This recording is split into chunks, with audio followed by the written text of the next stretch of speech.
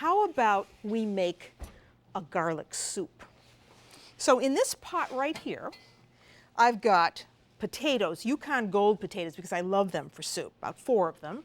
I've got 1 carrot that I've cut up, and 2 stalks of celery, and some salt. And I'm going to let that go until it's soft. Then I'm going to add, you got it, some garlic to it. And I like to add a little bit of half and half, or you could use cream if you want, just to give this a little creamier consistency. And you guessed it, more garlic. So we're going to put those cloves of garlic in. 3 or 4, 5 cloves of garlic, whatever you like. Now we're going to let this go. I'm going to bring this back to the boil. And when that garlic is soft, then I'm going to be able to puree the soup. But for the topping of the soup, I want to use something really nifty. Something that I've talked to you about many times before in the kitchen. And that's this. Here we have prosciutto di Parma. This is that wonderful ham, cured with salt and thyme. And it comes from the region of Emilia-Romagna. And you see it has a nice ratio of fat to meat. It's very delicious just by itself. But it's also great for putting into our soup.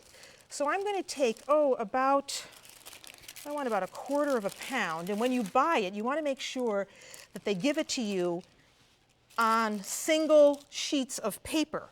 Otherwise, it's very difficult to get off. So I'm going to put some heat under my frying pan here, because we're going to have this fried as the topping to our soup. So I'm just going to cut it up. And I'm not going to add any fat to the pan because we have fat right here in the ham. If you find that your pan is dry or the ham is dry, you can always add a little bit of olive oil. So that's the prosciutto all cut up. We're going to put it right in our pan here and let that go until it's nice and crispy. And that's going to be the topping for the soup.